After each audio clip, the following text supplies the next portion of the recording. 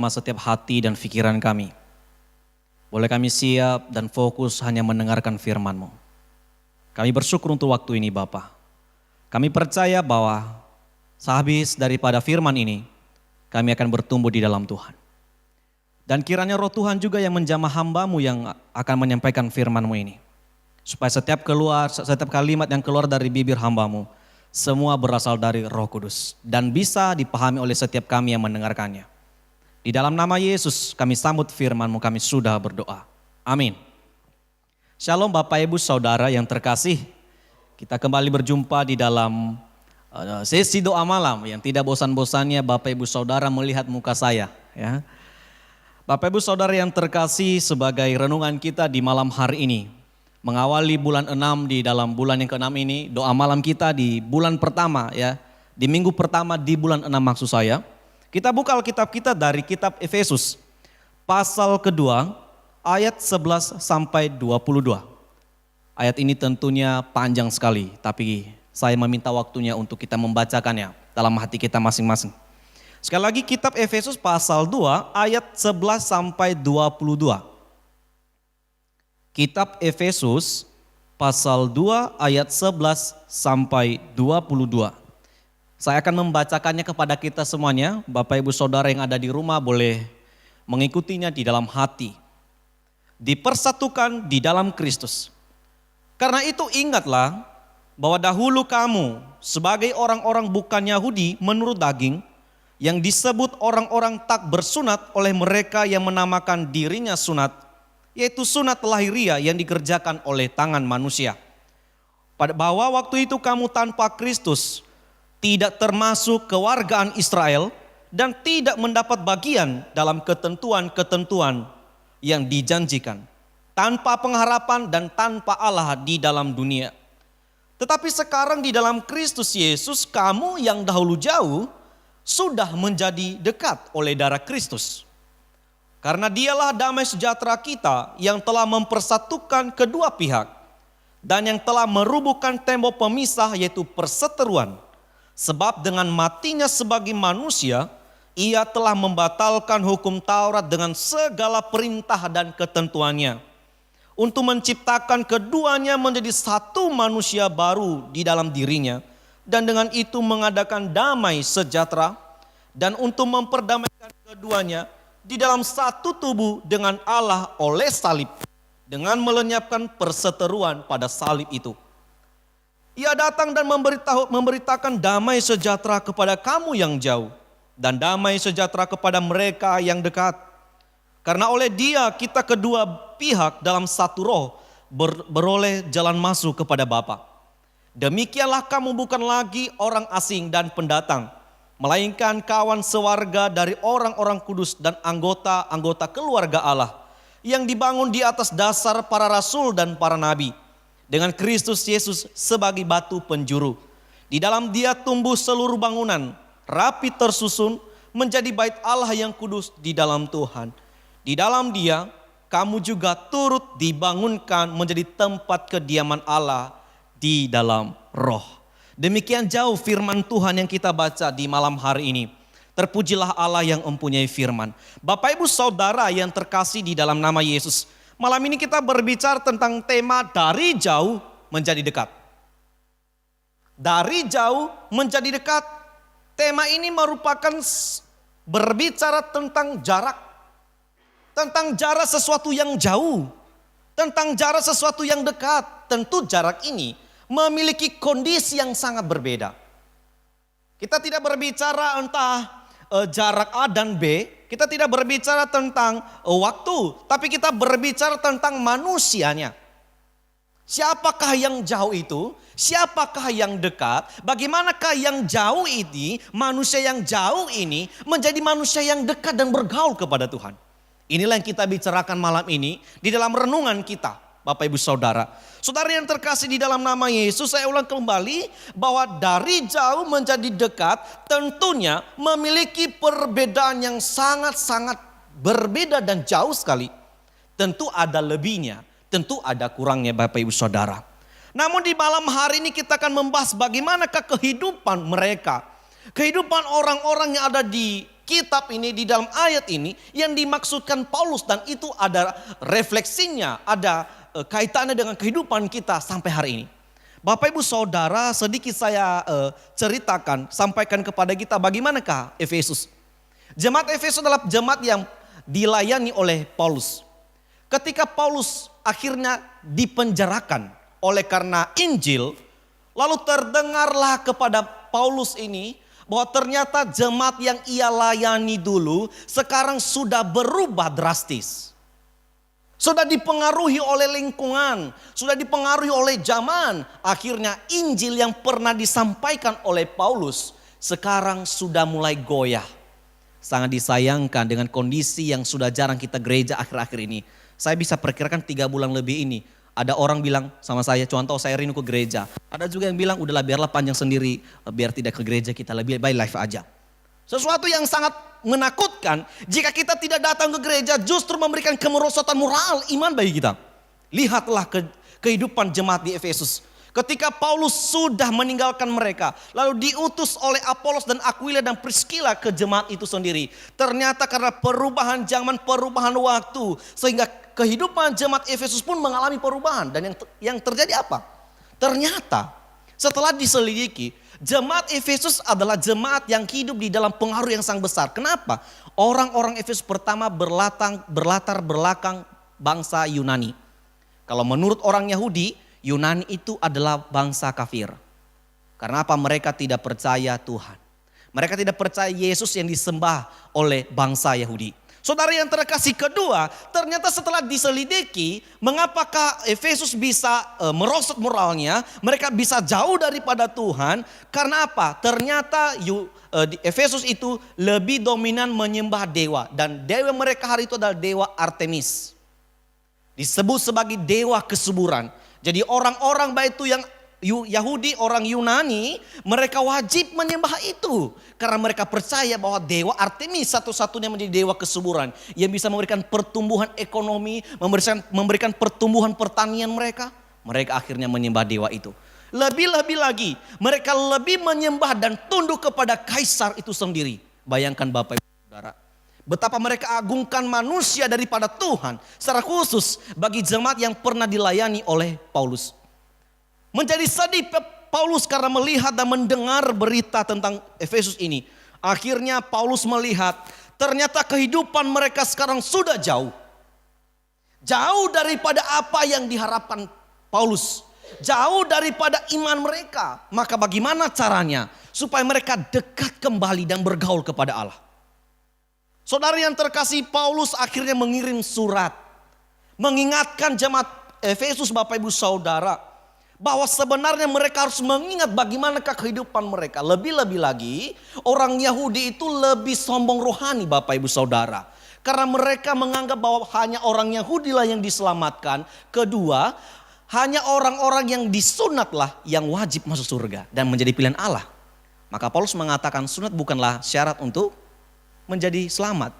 Inilah yang harus dipatahkan oleh Paulus. Inilah yang harus dibereskan oleh Paulus, saudara-saudari. Oleh karena itu Bapak Ibu Saudara, siapakah Efesus? Siapakah jemaat Efesus ini? Orang-orang yang sudah percaya kepada Tuhan. Mereka harusnya mengingat. Maka Paulus mengatakan, karena itu ingatlah di ayat yang 11. Dulu orang Efesus, jemaat Efesus yang sudah percaya kepada Tuhan Bapak Ibu Saudara, mereka adalah orang-orang yang pertama tanpa Kristus. Saudara harus ingat bagaimanakah kehidupan mereka. Di ayat yang ke-11 sampai ayat yang ke-13 Paulus sudah memberitahukan bagaimanakah kehidupan mereka. Paulus mengatakan bahwa dahulu waktu kamu masih jauh belum dekat kepada Tuhan, kamu itu adalah orang-orang yang tanpa Kristus. Dalam arti begini, tanpa Kristus, terpisah dengan Kristus, tidak mengalami karya Tuhan, berarti sudah sama sekali tidak punya Allah. Kedua, siapakah mereka pada dahulunya? Mereka adalah bukan kewargaan Israel seperti firman Tuhan di ayat yang ke-12. Kenapa? Karena di dalam Israel adalah punya Allah yang sejati.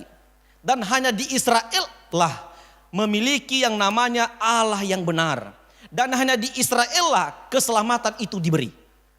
Jadi Paulus mengarahkan ke mereka supaya mereka memahami kehidupan mereka dulu. Baru mereka didekatkan kepada iman yang benar.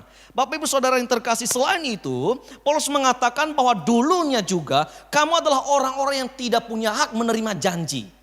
Janji apa? Janji tentang hidup kekal di dalam kerajaan Allah. Mereka adalah orang-orang yang tidak punya hak pada saat itu. Kemudian adalah mereka tidak punya hak pengharapan. Mereka tidak punya pengharapan dan juga tanpa Allah di dalam dunia ini. Dalam arti orang Yunani, orang Yahudi yang belum percaya kepada Yesus di kota itu adalah orang-orang yang menyembah ateis. Tentu kita tahu siapakah ateis Bapak Ibu Saudara. Bersyukurlah kalau di antara kita, keluarga kita tidak ada yang ateis. Dan kita berdoa supaya ini jauh daripada keluarga kita. Orang ateis tentunya orang yang tidak percaya kepada Tuhan. Inilah yang dialami oleh orang-orang Yahudi. Orang-orang yang percaya kepada Tuhan. Saat ini ketika mereka dilayani oleh Paulus Bapak Ibu Saudara. Mereka seperti itu kehidupannya pada zaman dulu. Tetapi kehidupan mereka berubah oleh karena mereka dekat bergaul dengan Allah melalui Injil yang disampaikan oleh Paulus. Dulu juga kita Bapak Ibu Saudara orang-orang yang berdosa. Kalau mungkin saya menanyakan kepada Bapak Ibu Saudara, siapakah diri kita dulu waktu masa kecil, remaja, hingga orang tua, mungkin berbeda-beda pengalaman kita. Ada mungkin orang tua menganggap dulu saya masuk Kristen setelah berkeluarga. Mungkin ada yang anak muda mengatakan saya baru percaya Tuhan setelah saya disidikan. Saudara yang terkasih, kita mungkin mengalami pengalaman yang sangat rumit Bapak Ibu Saudara. Tapi percayalah, perubahan akan terjadi ketika kita dekat kepada Tuhan. Amin. Jadi dari jauh menjadi dekat ketika kita percaya kepada Allah itu sendiri. Lalu apa yang membuat mereka berubah? Dari jauh menjadi dekat karena apa? Pribadi Yesus. Paulus datang memberitahukan kembali siapakah Yesus yang diberitakan itu kepada mereka. Paulus mengarahkan mereka untuk mengenal kembali pribadi Yesus yang telah mati di kayu salib dan dengan darahnya mengalami perubahan-perubahan yang terjadi. Ada perubahan dan penebusan yang dimiliki, yang diberikan oleh yang diberikan oleh Yesus kepada kita. Tetapi sekarang mereka telah diubah oleh siapa? Darah Yesus. Sekali lagi, darah Yesus. Katakan sebelahmu, darah Yesus. Karena darah Yesus itulah, maka mereka sudah berubah dari pola pikir mereka. Karena darah Yesuslah, jemaat Tanjung Pura, jemaat Berandan boleh hidup berkemenangan. Karena darah Yesuslah kita boleh bebas datang kepada Tuhan. Oleh karena itu Bapak Ibu Saudara yang terkasih, apa yang dikerjakan Yesus ketika ia mati? Mengapa harus darahnya yang keluar? Mengapa harus menjadi tumbal untuk memberikan perubahan kepada kita? Saudara yang terkasih, dalam firman Tuhan di malam hari ini, Paulus memberitahukan bahwa ketika Yesus mati, ketika darahnya tercurah, Allah pertama membatalkan segala hukum Taurat. Dikatakan di ayat yang ke-15, dia katakan sebab dengan matinya sebagai manusia ia telah membatalkan hukum Taurat dengan segala perintah. Wow, kenapa bisa begini? Kenapa Tuhan Yesus datang ke dunia ini membatalkan suka-sukanya saja, membatalkan hukum Taurat? Saudara perhatikan, hukum Taurat dikenal cuma 10. Tapi setelah berkembangnya zaman Bapak Ibu Saudara, ada perubahan dan penambahan daripada hukum Taurat itu sendiri. 10 tetap utuh, tapi ada embel-embelnya Bapak Ibu Saudara. Ini yang harus dibatalkan oleh Yesus. Yesus datang ke dunia dan berkata, aku datang bukan meniadakan hukum Taurat tapi menggenapinya. Menggenapi apa yang telah dituliskan oleh Allah kepada Musa, itu yang harus digenapi Bapak Ibu Saudara. Oleh karena itu yang pertama, ia membatalkan segala hukum Taurat. Hukum Taurat yang paling dominan pada zaman itu adalah sunat. Dan sunat, Paulus katakan, bukanlah syarat untuk menjadi umat pilihan Allah. Oleh karena itu hari ini, bukanlah hal-hal yang lahirialah yang menjadi syarat kita menjadi umat Allah. Tapi hal-hal yang rohani, hati yang bersih, itulah yang berkenan di hadapan Tuhan. Itulah yang Paulus maksudkan. Bapak Ibu Saudara yang terkasih, kemudian Paulus katakan bahwa Yesus mati, Yesus darahnya tercurah untuk apa? Mempersatukan kedua pihak. Siapakah kedua pihak ini? Bangsa Yahudi dan bangsa Yunani. Saudara yang terkasih, seperti saya bilang tadi, orang Yahudi menjadi sombong rohani karena mereka menganggap diri adalah umat Tuhan. Mereka berpikir bahwa mereka lah yang diselamatkan oleh Tuhan. Maka ketika Yesus mati, Yesus mempersatukan kedua pihak ini, kedua bangsa ini menjadi satu. Amin. Karena satu tidak bisa dipisahkan. Karena Yesus datang cuma sendiri, tidak berdua. Oleh karena itu Bapak Ibu Saudara yang terkasih, jangan sia-siakan pengorbanan Yesus. Itulah yang Paulus maksudkan kepada kita. Seringkali kita melupakan apa yang Yesus kerjakan kepada kita. Kita kadang-kadang hilang arah oleh karena kita dibutakan oleh dunia ini. Sehingga kita sedang hilang arah. Apa yang Yesus kerjakan di atas kayu salib? Ia menjadikan kita manusia baru. Berikut, ia membuat kita dan memberi kita damai sejahtera. Bapak Ibu Saudara yang terkasih, untuk menjadikan diri kita manusia baru bukanlah hal yang mudah. Untuk menjadikan dan memberikan kita damai sejahtera bukanlah hal yang mudah. Tentu Yesus harus disalibkan Bapak Ibu Saudara. Saudara yang terkasih di dalam nama Yesus Kristus. Tentunya ketika kita sudah tidak jauh lagi dan dekat di hadapan Tuhan, maka kita akan memperoleh Kristus. Amin. Kristus itu berbicara tentang karyanya Tuhan. Kita akan memperoleh itu. Dan kita juga akan disebut sebagai bangsa pilihan Tuhan seperti Israel. Berikut kita akan mengalami yang namanya janji-janji Allah tentang hidup kekal. Kemudian kita akan mengalami pengharapan tentang apa? Kehidupan masa sekarang, kehidupan yang akan datang, dan kehidupan yang kekekalan.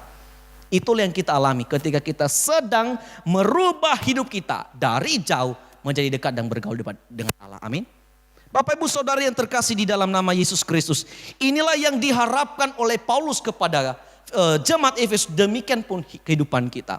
Hamba Tuhan, majelis menginginkan setiap jemaat mulai dari anak sekolah minggu sampai orang tua agar kehidupan mereka adalah kehidupan yang sangat berguna di hadapan Tuhan. Kehidupan yang sangat menyenangkan hati Tuhan, dan itu harapan kita bersama Bapak Ibu Saudara. Itu yang kita rindukan. Oleh karena itu, jika kita sudah merubah hidup kita menjadi dekat dan bergaul kepada Allah, maka tentunya di ayat yang ke-19 dia katakan, kamu bukan lagi orang asing dan pendatang, melainkan kawan sewarga dari orang-orang kudus dan anggota keluarga Allah. Yang pertama Bapak Ibu Saudara, kita adalah bukan orang asing lagi. Jadi tidak ada perbedaan orang Yahudi Yunani dan orang Yahudi yang Paulus maksudkan. Tidak ada suku A, suku B. Tidak ada kulit warna hitam, merah, kuning, hijau. Tidak ada. Semuanya sama Bapak Ibu Saudara. Oleh karena itu tidak ada perbedaan di antara komunitas kita. Itu yang Paulus maksudkan. Oleh karena apa? Kita sudah berubah hidup kita, pola pikir kita, mental kita, hati kita, cara hidup kita. Karena apa? Yesus telah mati bagi kita. Bahkan ia telah memberikan Roh Kudus bagi kita. Supaya apa? Kita semakin hari diubahkan oleh Dia. Amin. Saudara yang terkasih, yang kedua, kita menjadi apa? Setara dengan orang percaya. Kita mulai setara, bukan lagi dibeda-bedakan. Hak kita menjadi sama dengan orang yang sudah percaya pada zaman dulunya. Kita kan baru pertama-pertama beriman ini. Tapi ada yang bapak-bapak leluhur gereja kita yang sudah percaya lebih dahulu pada kita. Sekarang kita sama rata. Kita memiliki hak yang sama di kerajaan surga Bapak Ibu Saudara. Oleh karena itu jangan sia-siakan apa yang Tuhan kerjakan bagi kita. Karena apa? Tuhan sudah dekat dengan kita dan ingin bersama-sama dengan kita. Amin. Berikut, dengan kita sudah dekat di hadapan Tuhan, kita menjadi gereja Tuhan.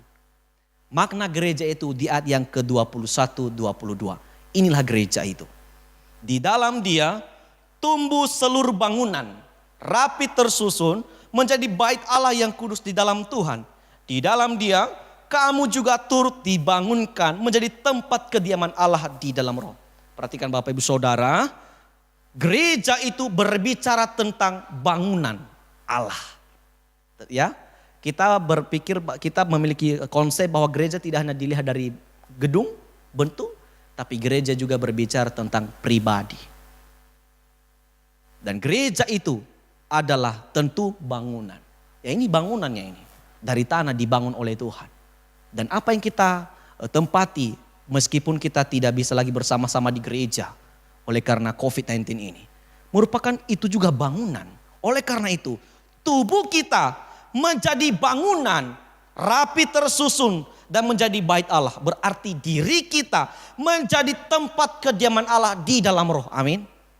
Jadi ketika Yesus naik ke surga, Yesus turunkan Roh Kudus tinggal di mana? Bukan di kafe. Ya, bukan di simpang. Di mana? Di hati kita. Di bangunan itu Bapak Ibu Saudara. Kenapa? Yesus mengerjakan di bumi. Tidak mungkin roh itu melayang-layang dan tidak punya tempat. Di mana? Di hati orang yang sudah bergaul dengan Allah. Maka jangan heran dan jangan tanya di mana Roh Kudus. Ya di hatimu. Amin. Di hidupmu. Itulah tempat Allah berdiam dalam kehidupan kita. Itulah gereja Allah. Maka status kita menjadi status yang berkenan di hadapan Tuhan. Amin. Inilah istimewanya kita Bapak Ibu Saudara. Kenapa? Kita sedang dekat, tidak jauh lagi. Orang yang jauh tidak akan mungkin menggapai apa yang jauh itu. Tapi orang yang dekat akan menggapai apa yang dekat. Oleh karena itu Bapak Ibu Saudara, mari bersama-sama untuk kita menjadi orang-orang yang dekat di hadapan Tuhan. Izinkan saya bertanya Bapak Ibu Saudara, maukah engkau menjadi bangunan Allah? Jika engkau mau, berikan komitmenmu. Ada tantangan Bapak Ibu Saudara ketika kita sudah jarang ke gereja. Tentu banyak pengaruh, bahkan saya sendiri kadang-kadang dipengaruhi oleh situasi dan kondisi. Biasanya saya berdoa sore malam, tiba-tiba terganggu oleh kegiatan-kegiatan yang lain. Pada itu sudah terjadwalkan Bapak Ibu Saudara. Seringkali kita melupakan apa yang menjadi aktivitas rohani kita di hadapan Tuhan. Oleh karena itu mari belajar bersama-sama. Kita belajar bersama-sama. Untuk menjadikan diri kita tempat kediaman Allah. Bangunan Allah. Rapi tersusun. Bapak Ibu Saudara, bangunan itu tidak ada pernah bengkok. Kalau ada bengkok mungkin kita akan ketakutan datang ke gereja. Karena kita takutnya ada angin puyuh. Menghantam gereja kita. Kenapa bengkok? Tidak ada fondasi yang kuat. Tapi lihat saudara-saudara yang terkasih. Bangunan yang Allah dirikan adalah bangunan yang rapi tersusun. Demikian hidup kita. Kenapa tersusun? Karena Allah, Yesus menjadi kepala gereja kita. Amin.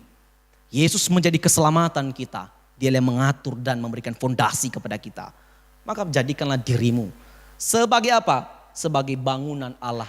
Rapi tersusun dan menjadi tempat kediaman Allah di dalam roh. Oleh karena itu, apa pesan firman Tuhan kepada kita di malam hari ini Bapak Ibu Saudara? Dengan dikatakan dari jauh menjadi dekat, maka apa yang menjadi pesan firman Tuhan kepada kita? Satu, ketahuilah bahwa Anda dan saya adalah milik Tuhan. Amin. Kedua, pastikan di dalam gereja, di dalam keluarga, dan dimanapun komunitas kita berada, pastikan tidak ada yang namanya perbedaan. Sangat disayangkan Bapak Ibu Saudara bila dalam gereja, satu komunitas, ada grup A, grup B, grup C. Yang adanya nanti perpecahan. Paulus sangat berhati-hati dengan ini. Hamba Tuhan juga majelis menginginkan tidak ada perbedaan dalam satu lembaga, satu gereja. Kita mengharapkan ada satu kesatuan dalam kehidupan kita. Oleh karena itu, mari belajar bersama-sama dalam firman Tuhan di malam hari ini. Percayalah, apa yang menjadi kerinduan kita di hadapan Tuhan akan menyatukan yang lain. Amin. Mungkin saudara mengharapkan sesuatu yang besar dari Tuhan. Hal kecil adalah buatlah hidupmu menjadi sebuah kesatuan di tengah-tengah yang banyak. Amin. Agar orang lain bisa terberkati dengan kita. Amin. Oleh karena itu Bapak Ibu Saudara yang terkasih. Kiranya Tuhan memberkati kita lewat firman Tuhan di malam hari ini. Agar kita tetap bertumbuh di dalam Tuhan. Kita bersatu di dalam doa, mari kita bangkit berdiri bersama-sama. Kita tutup ibadah kita di malam hari ini. Kami bersyukur kepadamu ya Tuhan kami, Yesus Kristus. Yang telah memberkati kami lewat firman-Mu. Bagaimanakah kami boleh belajar dengan nasihat yang diberikan oleh Paulus kepada jemaatnya yang ada di Efesus. Kami akui Bapa di surga bahwa kami seringkali jauh daripada Tuhan. Kami tidak dekat dan tidak bergaul di hadapan Tuhan. Hanya kadang-kadang ketika kami sedang membutuhkan baru kami dekat di hadapan Tuhan. Ampuni kami Tuhan. Ajarlah kami untuk kembali dekat dan selalu dekat di hadapan Tuhan. Agar kehidupan kami kehidupan yang layak. Agar kehidupan kami menjadi kehidupan yang berkenan di hadapan Tuhan. Dan diri kami menjadi pribadi yang Tuhan tempati. Berkati firman-Mu, jamah firman-Mu. Materikan firman di dalam hidup kami agar bertumbuh dan berbuah Tuhan. Terima kasih Tuhan Yesus, kami berdoa sekali lagi Bapa untuk kehidupan daripada setiap jemaat-Mu. Berkati mereka dalam keluarga mereka, mulai dari anak sekolah, dari anak-anak, pemuda, remaja, sampai orang tua. Kami percaya bahwa kesehatan Engkau akan berikan bagi setiap jemaat kami. Usaha pekerjaan mereka Engkau akan memberkati. Kami percaya Bapa, Tuhan akan menjadi tameng daripada setiap usaha dan pekerjaan mereka. Tuhan menemani mereka. Jika ada orang yang sedang berbuat jahat, yang ingin berbuat jahat, di dalam nama Yesus kami mohon Tuhan bekerja dan menjauhkan itu Bapa. Kami percaya kesejahteraan Engkau akan berikan bagi setiap jemaat-Mu Tuhan. Lindungi juga jemaat-Mu Tuhan dari segala yang jahat. Bahkan dengan COVID-19 ini yang sudah meresahkan kami Tuhan. Kami rindu keluarga kami dilindungi oleh Tuhan. Rumah kami dilindungi oleh Tuhan. Kota kami dilindungi oleh Tuhan. Gereja kami dilindungi oleh Tuhan. Bahkan negara kami akan dilindungi oleh Tuhan. Kami takut Tuhan karena setiap hari banyak penyebaran yang terjadi. Ada begitu banyak penambahan yang terjangkit virus ini. Kami hanya rindu Tuhan. Ketakutan yang kami alami hari ini. Tuhan akan basmi dengan Tuhan akan memulihkan negara dan Indonesia ini. Tuhan memulihkan daerah kami. Agar kami boleh hidup bebas kembali seperti sebelum ada virus ini Tuhan. Biarpun Tuhan, pemerintah memprogramkan dengan adanya new normal Tuhan. Tapi biarpun demikian kami tetap menjaga hidup kami. Agar kami tetap waspada dan tidak terjangkit virus yang ada. Kami mohon Tuhan memberikan kepada setiap kami, rakyat Indonesia, setiap orang-orang yang ada di negara ini untuk tetap disiplin mengikuti himbauan yang diberikan oleh pemerintah. Agar kami pun Tuhan setia dan taat terhadap setiap peraturan yang ada. Terima kasih Bapa yang baik, ampuni segala dosa-dosa kami agar kami layak dan berkenan kepada Tuhan setiap kami datang kepadamu Tuhan. Ini doa kami Tuhan di malam hari ini. Setiap doa yang kami naikkan, setiap pujian yang kami naikkan, bahkan setiap waktu yang kami berikan di hadapanmu, kami percaya Tuhan akan menghargai dan memberkati semuanya itu supaya menjadi berkenan di hadapanmu. Ini doa kami Tuhan. Di dalam nama Yesus Kristus kami sudah berdoa. Amin. Kita bersama-sama mengucapkan doa Bapa kami. Bapa kami yang di surga, dikuduskanlah namamu. Datanglah kerajaanmu, jadilah kehendak-Mu di bumi seperti di surga. Berikanlah kami pada hari ini makanan kami yang secukupnya. Dan ampunilah kami akan kesalahan kami. Seperti kami juga mengampuni orang yang bersalah kepada kami. Dan janganlah membawa kami ke dalam pencobaan. Tetapi lepaskan kami daripada yang jahat. Karena Engkau yang mempunyai kerajaan dan kuasa dan kemuliaan sampai selama-lamanya. Amin. Pulang dan terimalah berkat dari Tuhan. Damai sejahtera dari Allah Bapa. Kasih karunia dan keselamatan dianugerahkan bagimu oleh Tuhan Yesus Kristus. Serta persekutuan dan penghiburan dari Roh Kudus menyertai engkau mulai malam ini, besok sampai selama-lamanya. Amin. Shalom. Oke, sampai jumpa di hari Minggu ke depan. Kiranya kita dalam keadaan sehat. Tuhan Yesus memberkati. Shalom.